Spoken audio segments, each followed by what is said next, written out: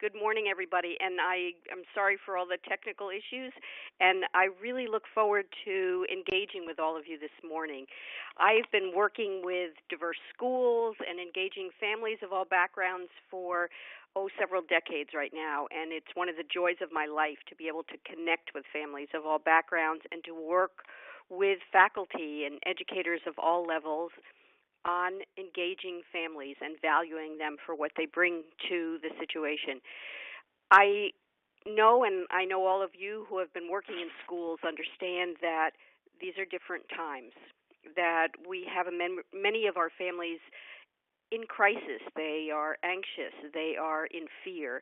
And while we need to be doing the things that we know work in terms of engaging families, we also need to be sensitive to what's happening in their lives and be a resource for families. So that's what we're going to talk about today. I want to give you a quick background on how this presentation was developed. Again, knowing that I've worked with schools and I've been concerned about being realistic about what's happening in schools, not being political, but being realistic about what we see happening in schools today. So I interviewed educators all over the country who have schools with a large immigrant population, or actually not always large, but a significant population. I also talked with leaders of national organizations that are supporting immigrants. And the information you see here is a summary of an article that will be published in the September issue of Educational Leadership. And I'm hoping the article is going to be available to everyone, whether you have a subscription or not. I'm encouraging them to do so. If not, I'll be making it available on my own website as soon as I am able to, which I believe is 3 months. But whatever it is, I really want you to have access to as much information as possible right now. And I also am providing a list of resources, the organizations that are serving immigrants right now and serving educators, and how you can get information from them. So there's something on the Google Docs page with all these resources. So let's get right to it. And you'll see I'm using the phone, which isn't the easiest thing, but I want you to have the best possible audio. So I'm hoping it works. So the first thing I think it's very important for all of us to have in mind, and again, sometimes you may be talking to colleagues, to supervisors about what's going on in schools. We need to help everyone understand what's happening right now has far-reaching impact. It's not just perhaps a few students who may not have documentation. While that's critical, we're also dealing with perhaps a parent, perhaps both parents who don't have documentation. We're also dealing with extended family members. Perhaps both parents are here, they're legal residents, but they brought over abuela, and she doesn't have documentation, or a cousin or an aunt, or friends.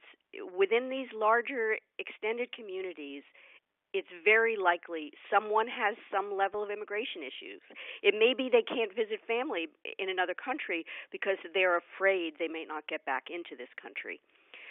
It also impacts teachers. We know there are many teachers who have DACA status, which was granted a temporary status under the Obama administration. And at the moment, that status is being recognized, but there's fear that that may not be recognized much longer. And in applying for DACA status, all the teachers, all the students, these are young adults who came as children, they have given all their identification information to the federal government. So there's tremendous fear that they are very easily identified where they are. So when you look at that in perspective, you understand this is the entire school community. You could have families who have been here for generations, but the child's best friend is worried about where they'll be tomorrow or where their parents are. So we need to see this as a community problem. So I would like you to just take a moment and just write down in that chat box what you're seeing in your schools or your community. What do you see among students? What do you see among families? And let's just share for a minute, please.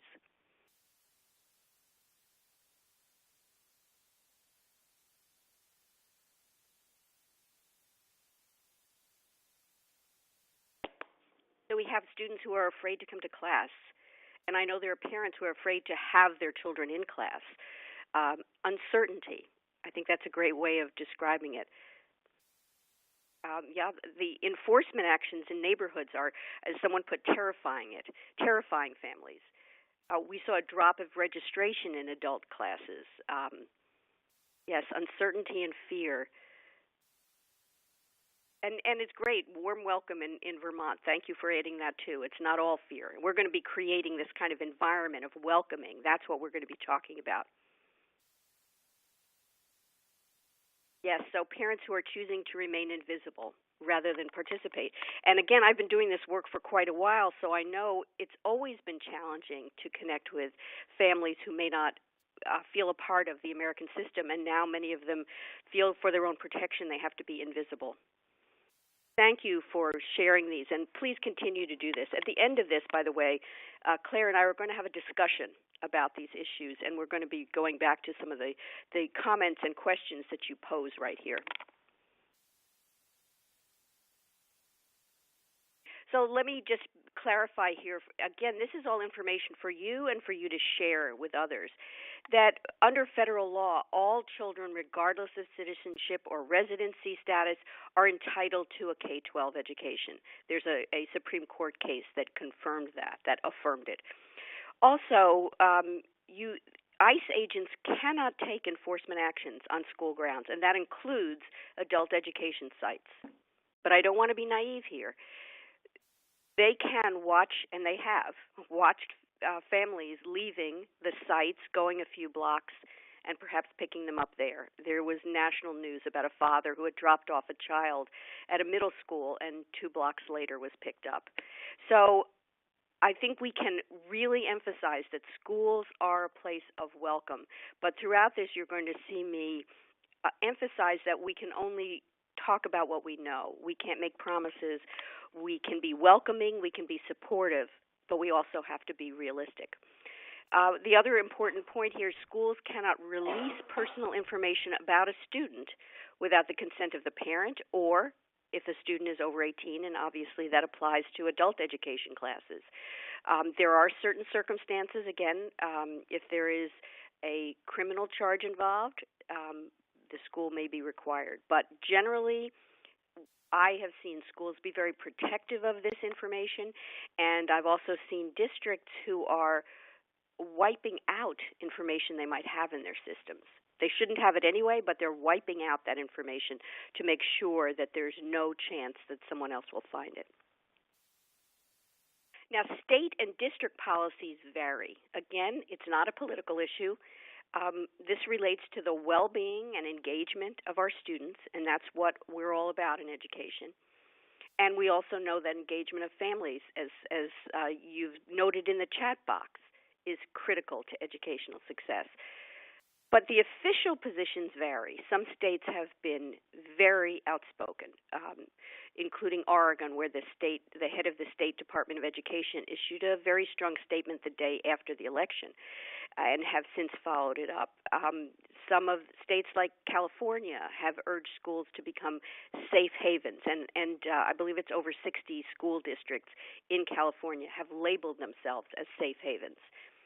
Other places, there's literally no official policy. Again, I enunciated what the federal policy is, but within the districts, there's nothing that says you should be doing this or you can be doing that. But there is nothing wrong is too weak a phrase. It's very positive to be creating welcoming environments, to be doing what you can for families. But in my research, I found, for example, principals who were quite aggressive in supporting families. They didn't want their name in the article because they hadn't gotten official permission, but they were doing it as principals because they knew it was the right thing to do and it was the legal thing to do. So here are the strategies that we can use in working with families in crisis, and they are in crisis. And I thought this was really wonderful advice that we're not reading in a lot of places. And the advice is draw on what you know. As it was described to me by an advocate for immigration, when a parent is deported, it's somewhere between, sadly, a death and a divorce. And you as educators know how to support families this way. You've been dealing with these issues. So draw on that. Be a source of stability. Provide consistent routines. And also be a listening ear. We're going to be talking in a second about developing relationships, but this is all about being a resource of strength. And no matter what else is going on in the family's life, they know they can count on you. They know that if there's turmoil in their life and their relatives, they come to class as adults, and this is a place where the focus is going to be on learning and on them, and it's a routine they can count on. It's a very important point. So we're going to go to this critical piece that no matter what is going on in the world, if you want to connect with families, the first thing you have to do is build relationships. It's not about just standing in front in a large meeting and giving them information, but it's about building these one-on-one relationships. That photo right there is from a family resource center that was created in the high school where my children happened to go, where I was very active. And it has a tremendous impact on families feeling, yes, this is a place for me, as well as my own children. This is a time for home visits. And again, it can't just be to visit a home if there's a problem, but to visit the home of all your families. And there are a number of programs, including one out of Sacramento, where there's some strategies for exactly how to do that. Now, it's, the family may be a little fearful of someone official coming to their homes, and families can have the option of meeting elsewhere. But what I'm being told is once they see this is not about reporting them or being judgmental, but rather being a support, the families tremendously value this. And this is a point I want to make very strongly.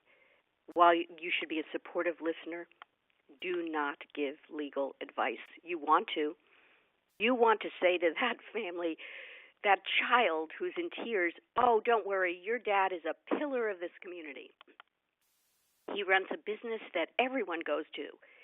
Everyone loves him. Don't worry about it.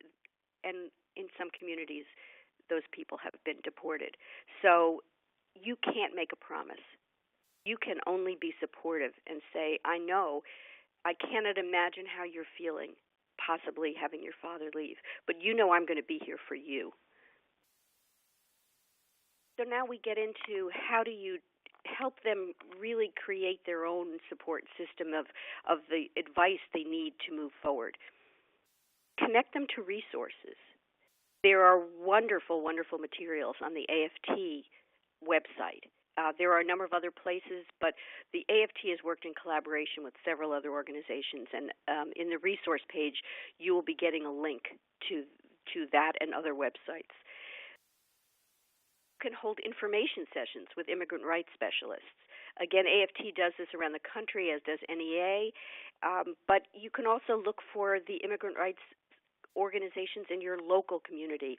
I spoke with some in the Nashville region, I was in Memphis, Tennessee, and spoke with them, and they're doing incredible work there. And they come in, and a lot of these organizations right now are doing these kind of information sessions. They look at immigrant rights. They look at the rights of schools. Usually they bring pro bono attorneys.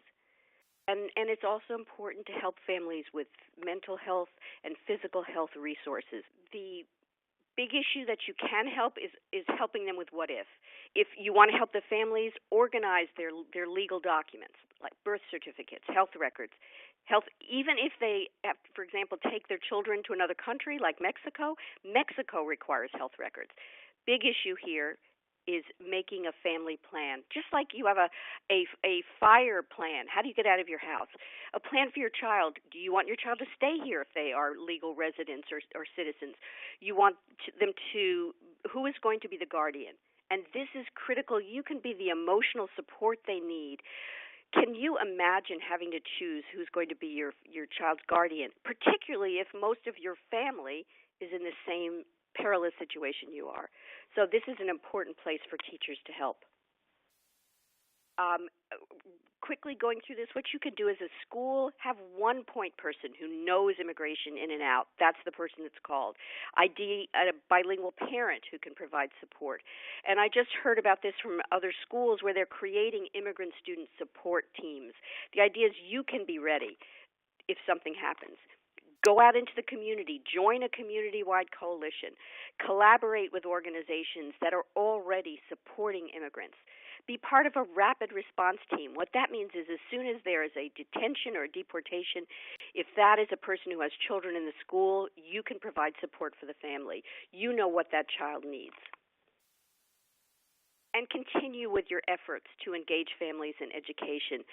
We can't just focus on the negative things that are going on. We need to remember parents are their first teachers, and they are the ones who are the primary source of support and mentoring. Communicate with them two ways, via notes, texts, phone calls. Listen to families' insights. This is not the time to just pity them and say, oh, here, go to this pro bono attorney. Listen to their insights on their child. Have class and school-wide social events. I mean, perhaps a movie night with dinner included might be just what this family needs right now. And at the same time, you also want to be including a connection to all the academics. So make sure that you're continuing with your literacy nights. You're maybe having programs out in the community. So the last slide is just my contact information, and please put your questions in the chat box, and I'm going to have a discussion with Claire. Hi, Claire. Hi, I'm actually on the phone too. It looks like we're combining old-fashioned with new technology. I hope everyone can hear me. So we had a couple questions really about records and how do we keep that private for students? How do we protect students, whether it's the school demographic records or directory information? How do we protect records? Well, again, in many districts, they are only including basic information, nothing about immigration status. So that's the first thing. And I think it's important for those who do have control over the records to know exactly what their rights are and to check with your local jurisdiction. As I said, in some cases there is a requirement that schools give data up if there is a criminal activity. Well, the question becomes what level of criminal activity? Some of them are saying very serious criminal activity. Others are saying they're not delineating it. So I think it is a point of advocacy in your community on under what conditions would you have to give up data. I see that there's some questions here about ICE agents. No, the ICE agents cannot, by federal law, go onto school grounds. It does say if the school administration lets them in, there has to be a valid reason. And again, it relates more to criminal activity. But there are there are safe areas, churches, schools, adult education centers. But I want to go back to this point. We had a pretty horrendous event here in Northern Virginia near Washington where several men were coming out of a hypothermia center at a church in the middle of winter, and a block away they were arrested. They couldn't be arrested at the site, but they can be arrested a certain part away. So yes, they cannot come onto school grounds without a very valid reason. Right, and even at the Immigrant Learning Center and other adult education centers that we know, unless there's a warrant, no information is ever given out. No one is allowed into classes either. And we have to have very strict policies like this, and other institutions need to adopt the same. Just before I go, I was wondering if you could probably describe from your experience a model parent engagement program from a school that you have seen, just to give us some tips.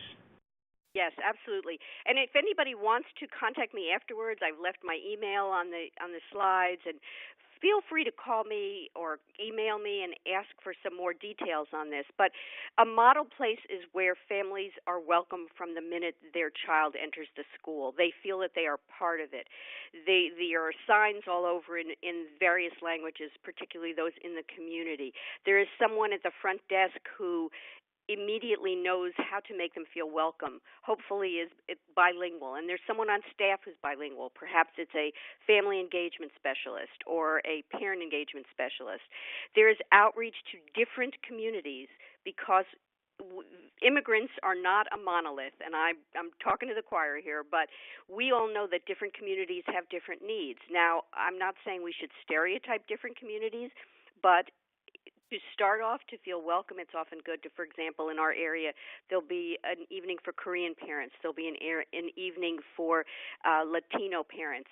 And then they bring them all together in various places. But everything, all the important information is translated. Interpreters are always provided.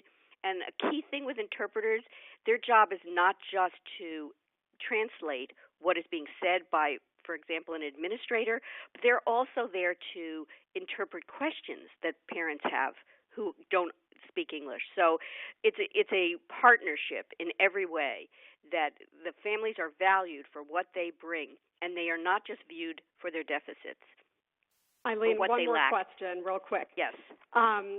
So one of the questions is, are there any repercussions for those who are working with or helping immigrants and immigrant families? I'm not a legal expert, so I want to be clear on that. In the people that I've talked to, I have not heard of repercussions of the people helping the immigrants.